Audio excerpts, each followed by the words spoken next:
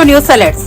ఆంధ్రప్రదేశ్ ముఖ్యమంత్రి నారా చంద్రబాబు నాయుడు కీలక నిర్ణయం తీసుకున్నారు. ఈ నెల 8వ తేదీ నుంచి ఉచిత ఇసుక విధానం అమల్లోకి తేవాలని దాదాపు నిర్ణయించారు. 5 ఏళ్ల క్రితం నాటి టీడీపీ ప్రభుత్వ హయాంలో అమలు చేసిన ఉచిత ఇసుక పంపిణీ పథకాన్ని ఇప్పుడు తిరిగి ప్రారంభించాలని నిర్ణయించారు. ఈ మేరకు చర్యలు చేపట్టాలని రాష్ట్ర గనుల శాఖ మంత్రి కొల్లు రవీంద్రకు ముఖ్యమంత్రి ఆదేశాలు జారీ చేశారు. ఈ పథకానికి సంబంధించి కలెక్టర్ల అధ్యక్షతన కమిటీ ఏర్పాటు చేసి ఆ కమిటీ ఆధ్వర్యంలో లోడింగ్, రవాణా ఛార్జీలను నిర్ణయించనున్నారు.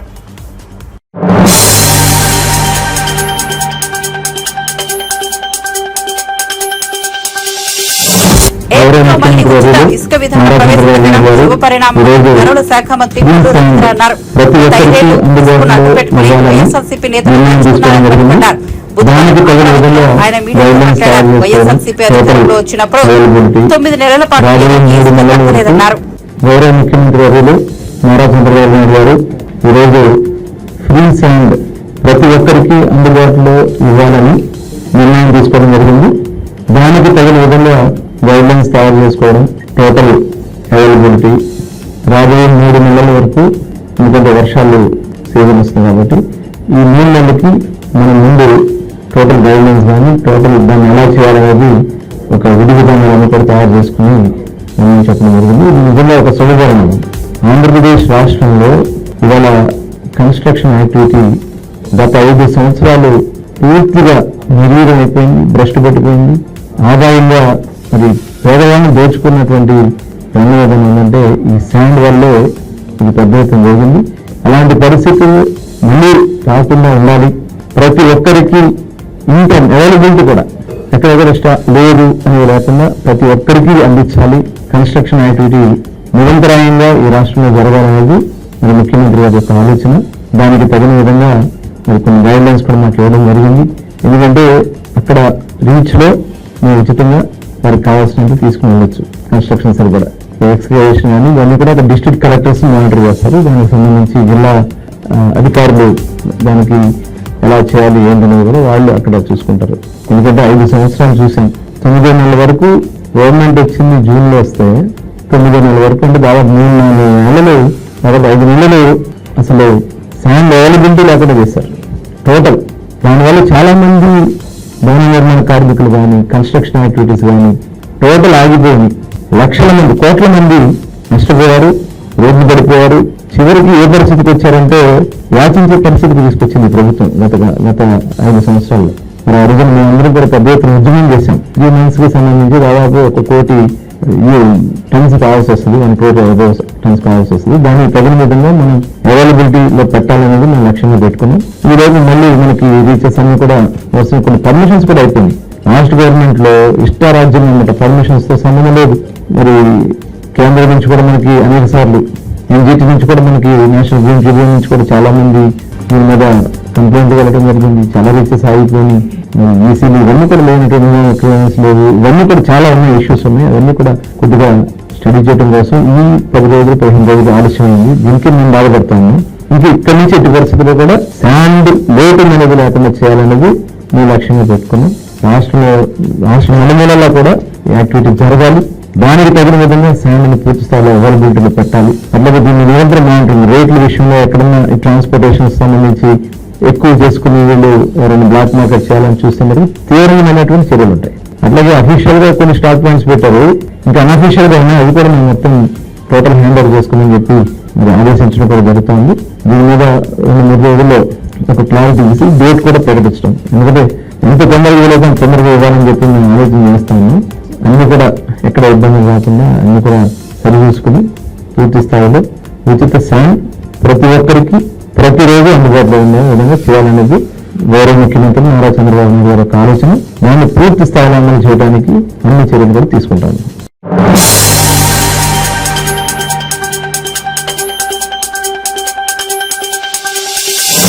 తనను అసెంబ్లీ గేటును కూడా తాకనీయమని కొందరు మాట్లాడారని, కానీ అసెంబ్లీ గేటును తాకడం కాదు, గేట్లు బద్దలు కొట్టుకుని వెళ్లామని ఏపీ ఉప ముఖ్యమంత్రి పవన్ కళ్యాణ్ అన్నారు. బుధవారం సాయంత్రం పిఠాపురంలో నిర్వహించిన వారాహి సభలో ఆయన మాట్లాడుతూ గేట్ను తాకడం కాదు, బద్దలు కొట్టుకుని వెళ్తామని టీడీపీ నేత వర్మ ముందే చెప్పారన్నారు.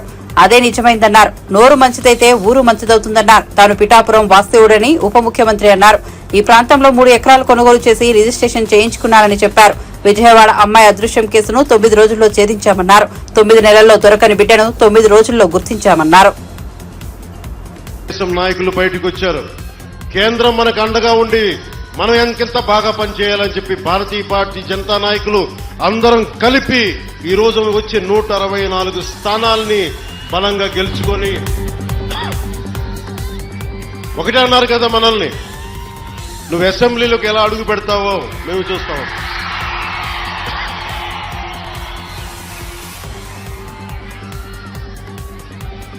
నువ్వు అసెంబ్లీలోకి ఎలా అడుగు పెడతావు, నువ్వు అసెంబ్లీ గేటును కూడా తాకలేవన్నారు. నేను ఎంత సీరియస్ గా తీసుకున్నా నాకు తెలియదు, నేను విన్నా వదిలేశా. కానీ మీరు ఇచ్చిన విజయం పిఠాపురంలో మీరు చాలా సీరియస్ గా తీసుకున్నారు.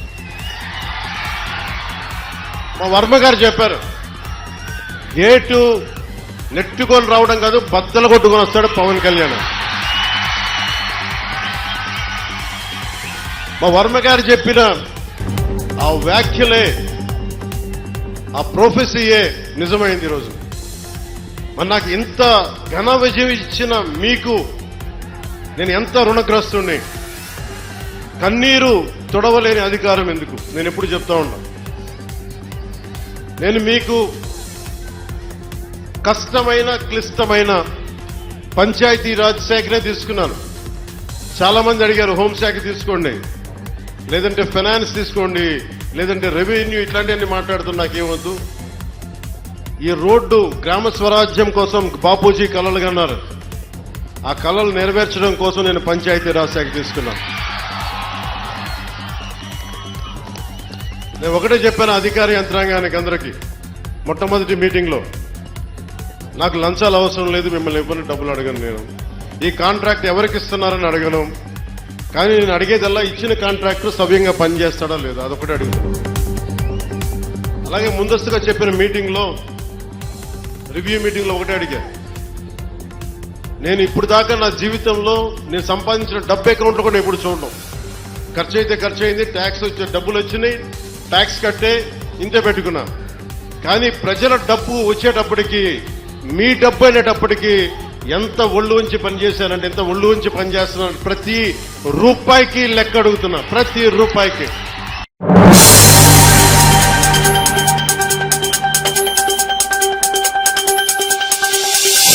తెలంగాణ కోసం ఉద్యమం సమయంలో ఎన్నో పరిస్థితులు తట్టుకొని నిలబడ్డామని, ఇప్పటి పరిస్థితులు ఒక లెక్కే కాదని బీఆర్ఎస్ అధినేత కేసీఆర్ అన్నారు. ఎర్రవల్లి ఫామ్ హౌస్ లో బుధవారం తనను కలిసేందుకు మహబూబాబాద్, మేడ్చల్, నల్గొండ జిల్లాల నుంచి వచ్చిన కార్యకర్తలు, నాయకులతో కేసీఆర్ సమావేశమయ్యారు. ఈ సందర్భంగా మాట్లాడుతూ తెలంగాణ అస్తిత్వమే ప్రమాదంలో పడిన దిక్కుముక్కు లేని చివరి దశ, ఉద్యమ కాలం నుంచి తెలంగాణ రాష్ట్ర సాధన, అటు నుంచి 10 ఏళ్ల ప్రగతి పాలన దాకా తాను కష్టాలను ఎదుర్కొన్నారన్నారు. వాటితో పోలిస్తే ప్రస్తుత పరిస్థితి పెద్దదేమీ కాదన్నారు. ఒకసారి ప్రజా జీవితంలో పబ్లిక్ లైఫ్ లో ఉంటామని నిర్ణయించుకున్న తర్వాత ప్రజలు ఏ పాత్ర ఇస్తే ఆ పాత్రలో పనిచేస్తూనే ఉండాలి. అది రాజకీయ నాయకుని యొక్క, రాజకీయ కార్యకర్త యొక్క లక్షణం అయి ఉండాలి. అదే నిజమైన రాజకీయం. లేకపోతే రాజకీయాలకు, ప్రజా జీవితానికి అసలు అర్థం లేదు, లక్ష్యం కూడా లేదు. అది గుడ్డెద్దు శైలిలో వాడు మేసినట్టుగా ఉంటుంది. ఇది ఒక నిరంతర ప్రక్రియ. ఈ ప్రక్రియను ఒకసారి మనం ఈ జీవితాన్ని ఎంచుకున్న తర్వాత, నేను రాజకీయాలలో ఉండాలి, నేను ప్రజా జీవితంలో ఉండాలి అని ఒకసారి అనుకున్న తర్వాత నిరంతరం పనిచేస్తూనే ఉండాలి. మేము అధికారంలో ఉంటేనే లెక్క, మాకు పవర్ ఉంటేనే లెక్క. అందుకోసం మీ అందరికీ నేను మనవి చేసేది ఏంటంటే, మన టీఆర్ఎస్ పార్టీది ఒక ఉజ్వలమైన ప్రస్థానం.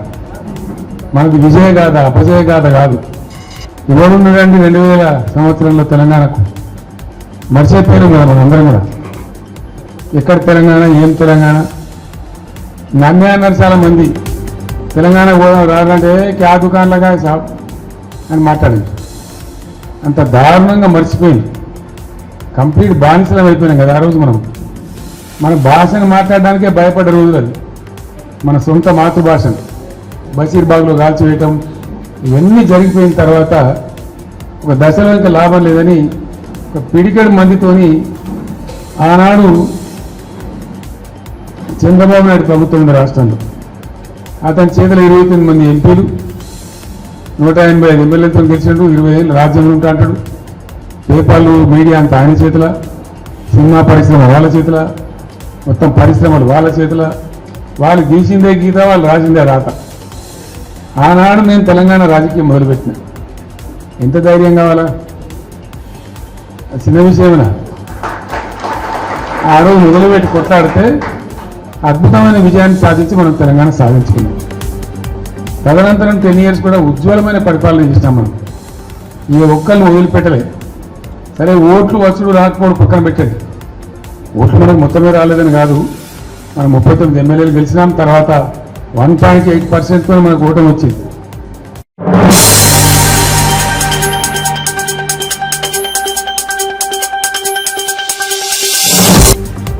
అమరావతిపై ముఖ్యమంత్రి చంద్రబాబు నాయుడు విడుదల చేసింది శ్వేతపత్రం కాదని, అది పచ్చపత్రమని మాజీ మంత్రి ఆదిమూలపు సురేష్ విమర్శించారు. తాడేపల్లిలోని వైసీపీ కేంద్ర కార్యాలయంలో బుధవారం ఆయన మీడియాతో మాట్లాడారు. ఎలాంటి ఆధారాలు లేకుండా రాజకీయ కోణంలో అమరావతిపై శ్వేతపత్రం విడుదల చేశారని అన్నారు. తమ ప్రభుత్వ హయాంలో అమరావతిలో ఎన్నో నిర్మాణాలు చేపట్టామని తెలిపారు. రోడ్లు, భవన నిర్మాణాలను ముందుకు తీసుకెళ్లామని అన్నారు. రాజధానిలో అన్ని తరగతుల వారు ఉన్నారని, తమ ప్రభుత్వ హయాంలో పేదలకు ఇళ్ల స్థలాలు ఇస్తే టీడీపీ నాయకులు అడ్డుకోలేదా అని ప్రశ్నించారు. అమరావతిలో పేదలకు భూములు ఎందుకు ఇవ్వలేకపోయారో చంద్రబాబు చెప్పాలని డిమాండ్ చేశారు. ఈరోజు కొంత సమయం కింద, అంటే 3 గంటల క్రితం గౌరవ ముఖ్యమంత్రి వర్యులు శ్రీ నారా చంద్రబాబు నాయుడు గారు సిఆర్డీఏ మీద అమరావతిని నిర్మాణం చేసే దిశలో వారి యొక్క విధానం చెప్తామని, ఇప్పటి వరకు సిఆర్డీఏ పరిధిలో ఏం జరిగింది, ఎక్కడ ఉంది అనే దాని మీద ఒక శ్వేతపత్రం విడుదల చేస్తామని చెప్పి ఒక ప్రజెంటేషన్ ఇవ్వడం జరిగింది. ఆ ప్రజెంటేషన్ నేను కూడా చూడడం జరిగింది. అది శ్వేతపత్రం అని చెప్పేదానికన్నా పచ్చపత్రం, లేకపోతే వైసీపీ ప్రభుత్వం మీద నీలాప నిందలు వేసే పత్రం, నిరాధారంగా ఆధారాలు లేకుండా అభియోగాలు మోపుతూ 5 సంవత్సరాల కాలంలో వైసీపీ అమరావతి నిర్మాణాన్ని అడ్డుకుందని ఒక అంశాన్ని తీసుకొచ్చే ప్రయత్నం చేస్తూ అమరావతి విధ్వంసానికి వైసీపీ ప్రభుత్వం పాల్పడిందని, 5 సంవత్సరాల కాలంలో అమరావతి నిర్మాణం పనులు ఏమీ జరగలేదని, ఏం చేసినా కూడా అది వారి హయాంలో 2014-19 తెలుగుదేశం పార్టీ ప్రభుత్వం ఉన్న కాలంలో జరిగిందనే ఒక వాదనను వినిపించే ప్రయత్నం చేశారు. కానీ సఫలం కాలేకపోయారు. ఎందుకంటే ఆధారాలు ఏమీ లేకుండా రాజకీయ కోణంలో ఆ యొక్క ప్రజెంటేషన్ సాగిందనే విషయాన్ని కూడా ఈరోజు మీ అందరికీ మనం చేసుకుంటా ఉన్నాం. ఒక శ్వేతపత్రం రిలీజ్ చేయాలన్నప్పుడు ఏ అంశం మీదైనా కూడా వాస్తవాలు, గణాంకాలు, ఆధారాలతో పాటు వాటిని కోట్ అన్కోట్ చేస్తూ ప్రజెంటేషన్ చేస్తే బాగుండేది.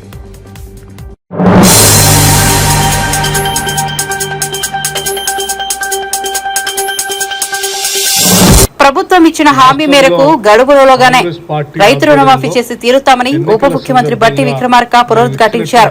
కాంగ్రెస్ పార్టీ ఇచ్చిన హామీలు అమలు చేయకపోతే ప్రజలను రెచ్చగొట్టి తిరిగి అధికారం పొందామనుకున్న బీఆర్ఎస్ నేత ఆశలు నెరవేరవని పేర్కొన్నారు.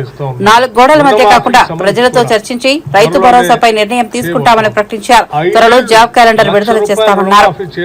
అధికారంలో నడిచి 5 ఏళ్లు పూర్తయితే కూడా ఆ ₹1,00,000 కూడా రుణమాఫీ చేయనటువంటి టీఆర్ఎస్ నాయకత్వం, కాంగ్రెస్ ప్రభుత్వం రుణమాఫీ ఇంకా చేయట్లేదని అరిసి గీ పెడతా ఉన్నారు. మీరేం అరవాల్సిన అవసరం లేదు, గీ పెట్టాల్సిన అవసరం లేదు.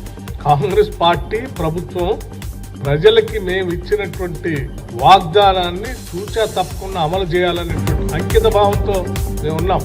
ప్రజల కోసం తప్పనిసరిగా త్వరలోనే ఆ శుభవార్త కూడా వింటారు.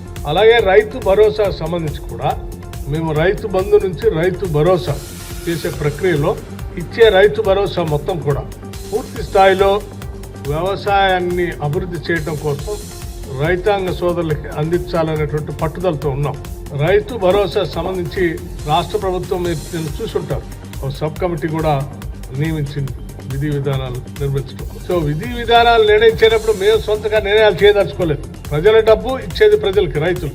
సో ప్రజలందరి మధ్యలో చర్చకు పెట్టి అన్ని జిల్లాల్లో కూడా సాధ్యమైనంత వరకు పాత 10 జిల్లాల్లో స్టేక్ హోల్డర్స్ అందరితో మాట్లాడి అందరి అభిప్రాయాలు తీసుకున్న తర్వాత ఆ అభిప్రాయాలన్నింటినీ కూడా కూలంకషంగా కూర్చి డెఫినెట్గా రేపు పొద్దున జరిగేటువంటి బడ్జెట్ సమావేశాల లోపలనే ఒక రిపోర్ట్ ప్రభుత్వానికి ఇచ్చి ఆ రిపోర్ట్ని అసెంబ్లీలో చర్చకు పెట్టి అంతిమంగా అందరం చర్చించిన తర్వాత విధి విధానాలు రూపకల్పన చేసి దాన్ని కూడా చేస్తాం. సో ఈ నిర్ణయాలు చేసే ప్రక్రియ అంతా కూడా మేమేదో 4 గోళ్ల మధ్యలో కూర్చొని మా ఇష్టాన్ని రీతిగా చేసుకుంటున్నామని ఎవరైనా అక్కడెక్కడ మాట్లాడుతూ అందుకు వార్తలు వింటాం. ఏం లేదు, మాది చాలా ట్రాన్స్పరెంట్ ప్రభుత్వం. ప్రజలకు అకౌంటబుల్గా కూడా ఉండాలనుకుంటున్నాం. ప్రజలు కట్టే ప్రతి పైసను కూడా ఎవరికి ఇవ్వాలి, ఎవరి కోసం ఖర్చు పెట్టాలనేది ప్రజల్ని అడిగి వారందరి అభిప్రాయాల మేరకే ఖర్చు కూడా పెడతాం. సంపద సృష్టిస్తాం, ఖర్చు పంచుతాం. ఆ పంచే ప్రక్రియ కూడా ప్రజల ఆలోచన మేరకే చేస్తాం. త్వరలోనే ఈ సభలో సమావేశాలు కూడా ఉంటాయి. రైతాంగ సోదరులందరితో మాట్లాడతాం, ట్యాక్స్ పేయర్స్తో మాట్లాడతాం, even EGS workers, indirect tax pages వాళ్ళతో మాట్లాడతాం, అందరి మీడియా మేధావులతో మాట్లాడతాం, అందరితో మాట్లాడతాం. ఈ క్యాబినెట్ సబ్ కమిటీ ఒక నిర్ణయం తీసుకొని అంతిమంగా సబ్మిట్ రిపోర్ట్, దాన్ని ఆ రిపోర్ట్ని సభలో పెట్టి చర్చించి we will announce that also. ఏ ఒక్కదాన్ని కూడా మేము వదిలిపెట్టమని చెప్పడం కోసం నేను చెప్తా ఉన్నాం. బహుశా ఆశపడతా ఉండొచ్చు, ఏదో ఒకటి చేయకుండా వదిలేస్తే బాగు, దాన్ని పట్టుకొని మేము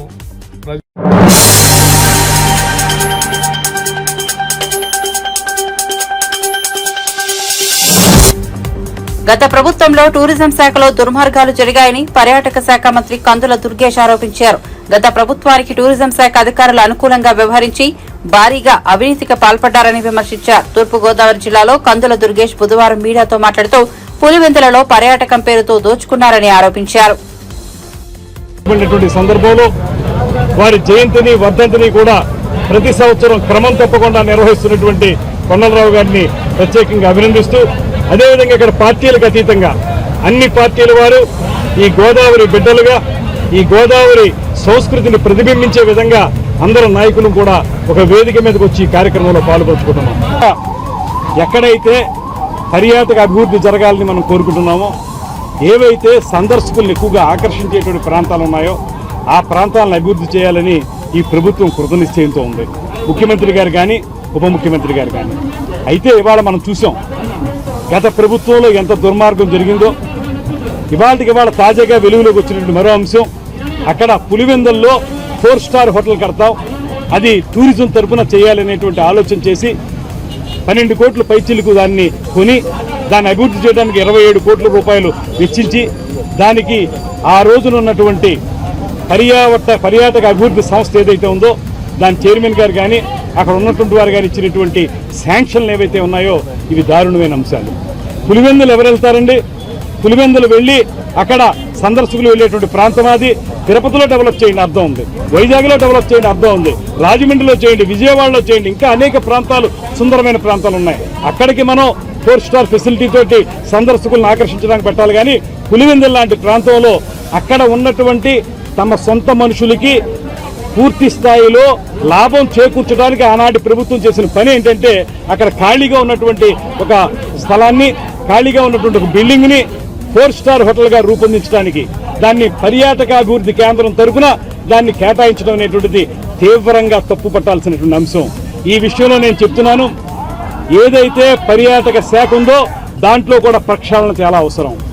గత ప్రభుత్వం ఆ రోజు ఉన్నటువంటి పద్ధతులు, ఆ రోజున వారు పెట్టుకున్నటువంటి ఉద్యోగస్తులు అనేక మంది చాలా రకాలుగా ప్రభుత్వంలో ఉన్నటువంటి పెద్దలకు ఉపయోగపడే విధంగా, వాళ్ళు లబ్ధి పొందే విధంగా అనేక అసందర్భపు ప్రాజెక్టులన్నీ కూడా చేపట్టారు. అందులో భాగమే పులివెందుల ప్రాజెక్టు.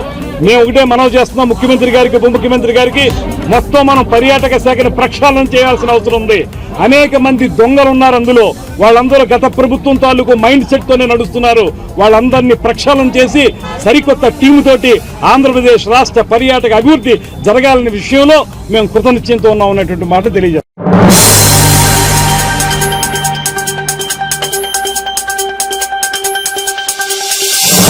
నరేంద్ర మోదీ మూడోసారి ప్రధాని అయ్యారంటే చంద్రబాబు నితీష్ కుమార్ పుణ్యమేనని టీపీసీసీ వర్కింగ్ ప్రెసిడెంట్ జగ్గారెడ్డి అన్నారు. బుధవారం ఆయన మీడియాతో మాట్లాడుతూ చంద్రబాబు అపాయింట్మెంట్ అడిగితే ఇవ్వని మోదీ ఇప్పుడు అదే చంద్రబాబు పుణ్యంతో ప్రధాని అయ్యారన్నారు. పవన్ కళ్యాణ్ ను ముందు పెట్టి బీజేపీ గేమ్ ఆడిందని విమర్శించారు. రాహుల్ గాంధీ కుటుంబానిది త్యాగాల చరిత్ర అయితే బీజేపీది ప్రధాని మోదీది మోసాల చరిత్ర అని ఆయన విమర్శించారు. మోదీ ఇచ్చిన ఏ హామీని నెరవేర్చలేదన్నారు. అంటే జాతి విరుచుకొని మాట్లాడిన మోడీ గారు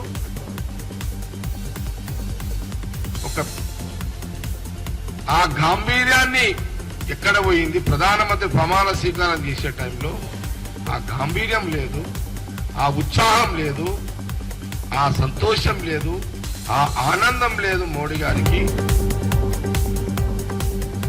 నవ్వకపోతే బాగుండదు కాబట్టి నవ్వుతూ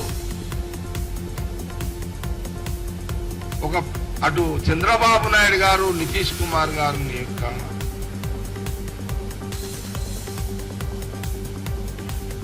సరే ఆయన పెద్ద మనిషి, మనం కొంత వయసుకు మర్యాద ఇవ్వాలి, హోదాకు మర్యాద ఇవ్వాలి. వాళ్ళ యొక్క బలంతో ఈరోజు మూడోసారి ప్రధానమంత్రి మోడీ గారు అయ్యారు. కానీ విచిత్రం ఏంటంటే దేశంలో మోడీ గారు ఫస్ట్ ఫోన్ కాల్ పొద్దున్న ఎవరికి చేసిండు? చంద్రబాబు నాయుడు గారికి చేసిండు. అంతమంది చంద్రబాబు నాయుడు గారు అపాయింట్మెంట్లు అడిగితే కూడా దొరకలే మోడీ గారి దగ్గర, అమిత్ షా గారి దగ్గర. అంతకుముందు జగన్ కి దొరుకుతుండే మళ్ళా. కానీ ఎప్పుడు చంద్రబాబు నాయుడు గారికి అపాయింట్మెంట్ దొరకకుండా. అందుకే బీజేపీ పార్టీ ఏం చేసిందంటే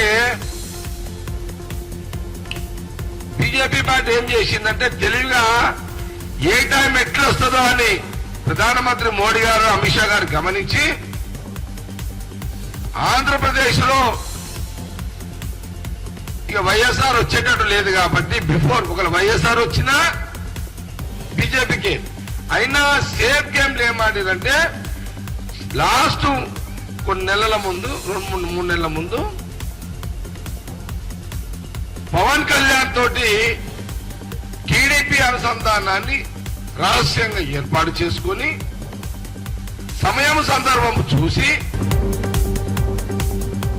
అక్కడ ఒక గేమ్ బీజేపీ ఆడింది. పవన్ కళ్యాణ్ ద్వారా చంద్రబాబు నాయుడు టీడీపీని అనుసంధానంలో రాజకీయంగా పెట్టుకుని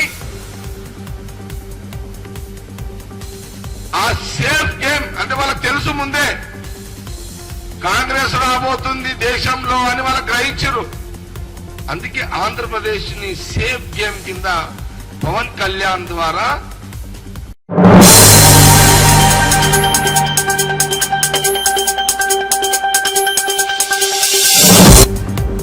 ప్రతిపక్షంలో ఉన్నప్పుడు ముఖ్యమంత్రి రేవంత్ రెడ్డి చాలా మాట్లాడారని, ఇప్పుడు దాటవేత ధోరణి అవలంబిస్తున్నారని మెదక్ బీజేపీ ఎంపీ రఘునందన్ రావు విమర్శించారు.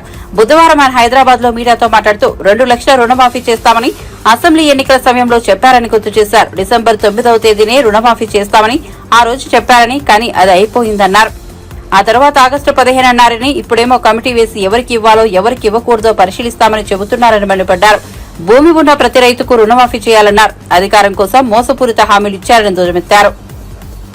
అవస్థలు పడుతుంటే సార్కి ఇప్పుడు గుర్తొచ్చింది, ఒక కమిషన్ వేయాలని, ఒక కమిటీ వేయాలని, ఉప ముఖ్యమంత్రి నాయకత్వంలో దాని మీద విచారణ చేయాలని ఇప్పుడు ఆలోచించడం అనేది దురదృష్టకరమైనటువంటి విషయం. నేను చెప్తలేను, ఇది రేవంత్ రెడ్డి గారు చెప్పినటువంటి మాటలనే మళ్ళీ మీ ద్వారా రైతన్నల పక్షాన ప్రభుత్వాన్ని నిలదీయాలనే ఉద్దేశంతో ఈరోజు మీ ముందుకు రావడం జరిగింది. అభయహస్తం మేనిఫెస్టో, అలా రాహుల్ గాంధీ మొన్న ఏదో శంకరుని బొమ్మ చూపెట్టి పార్లమెంట్లో అభయముద్ర అభయముద్ర అభయహస్తం అని ముచ్చటి చెప్పిండు. రాహుల్ గాంధీ గారు చెప్పిన అభయహస్తం మేనిఫెస్టో, రేవంత్ రెడ్డి గారు ఇక్కడ విడుదల చేసినటువంటి వరంగల్ రైతు డిక్లరేషన్ ఏం రాసిరంటే అన్న దీంట్లో మొదటిది, కాంగ్రెస్ ప్రభుత్వం ఏర్పడిన వెంటనే ₹2 లక్షల రైతు రుణమాఫీ, ఇది మొదటిది. రెండోది ఏం రాసిరన్నా, ఇందిరమ్మ రైతు భరోసా, భూమి ఉన్న రైతులతో పాటు కౌలు రైతులకు కూడా ఏడాదికి ఎకరాకు ₹15,000. భూమి లేని ఉపాధి హామీ రైతు కూలీలకు ఏడాదికి 12,000, అన్ని పంటలకు మెరుగైనటువంటి పంట రేటు. ఇది నేను రాసింది కాదన్ను. మూతపడిన చక్కెర కర్మాగారాలు తెరిపించి పసుపు బోర్డు ఏర్పాటు చేస్తాం. పంట బీమాతో మన్రేగాని అనుసంధానం చేసి వ్యవసాయానికి రైతులకి ఉపయోగకరమైనటువంటి పనులు చేస్తాం. దిస్ ఈజ్ కాల్డ్ వరంగల్ రైతు డిక్లరేషన్ చాప్టర్ 3 అభయహస్తం మేనిఫెస్టో. గౌరవనీయులు పిసిసి అధ్యక్షుని హోదాలో రేవంత్ రెడ్డి గారు పుస్తకం రూపంలో ప్రకటించినటువంటి కాంగ్రెస్ మేనిఫెస్టోలో రైతులకు సంబంధించి వారు ఇచ్చినటువంటి హామీ ఏమన్నారు? ఇంకా డిసెంబర్ 9వ తారీఖు సోనియా గాంధీ గారి బర్త్డే. తెలంగాణ ఇచ్చిన తల్లి సోనియమ్మ పుట్టినరోజు డిసెంబర్ 9. కాబట్టి డిసెంబర్ 9 లోపు 2 లక్షల రూపాయల రైతు రుణమాఫీ చేస్తామన్నాడు. తెలంగాణ మీద గౌరవం లేదు, సోనియమ్మ మీద గౌరవం లేదు. ఆఖరికి వాళ్ళు పెట్టుకున్న రైతు భరోసా పేరేంది? ఇందిరమ్మ రైతు భరోసా. ఇందిరమ్మ పేరు మీద గౌరవం లేదు, సోనియమ్మ పేరు మీద గౌరవం లేదు, వరంగల్ రైతు డిక్లరేషన్ పేరు మీద గౌరవం లేదు. కాంగ్రెస్ పార్టీకి తాను ఇచ్చినటువంటి ఎన్నికల మేనిఫెస్టో మీద అంతకంటే గౌరవం లేదని చెప్పడానికి ఈ ఒక్క పేజీ చాలని నేను అనుకుంటా ఉన్నా. అందుకని ముఖ్యమంత్రి గారు ఆయన భాషలో చెప్పాలంటే పాలమూరు జిల్లాలో తొలుత అని చెప్తారు. ముఖ్యమంత్రి గారి భాషలోనే చెప్తా నేను చెప్పింది కాదు. తొలుత ఆయన అన్నమాట. తొలుత అంటే ఫస్ట్ అని అర్థం. అట్లా పాలమూరులో భాషలో గారు అదొక పదంగా టిపికల్గా వాడతారు దాన్ని. దాంట్లో చెప్పిండు ఆయన. ప్రముఖ తెలుగు దినపత్రికలో వాళ్ళ నాయకుడు ప్రస్తుత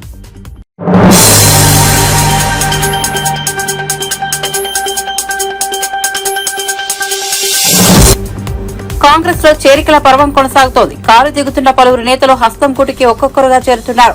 ఈ క్రమంలోనే సీనియర్ నేత రాజ్యసభ సభ్యుడు కె కేశవరావు కాంగ్రెస్ తీర్థం పుచ్చుకున్నారు.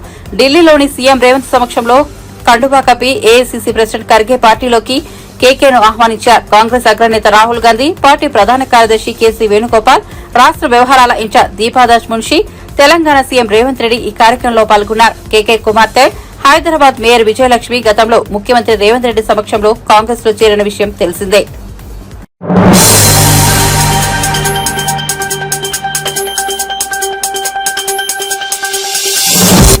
తిరుమల శ్రీవారిని భారత మహిళా క్రికెటర్లు దర్శించుకున్నారు. బుధవారం వీఐపీ ప్రారంభ విరామ దర్శన సమయంలో హర్మన్ ప్రీత్ కౌర్, షఫాలి వర్మ, రేణుకా ఠాకూర్, దీప్తి శర్మ తదితరులు స్వామివారి సేవలో పాల్గొన్నారు. వారికి ఆలయ అధికారులు స్వాగతం పలికి దర్శన ఏర్పాట్లు చేశారు. మహిళా క్రికెటర్లను చూసిన భక్తులు వారితో ఫోటోలు దిగేందుకు ఎగబడ్డారు.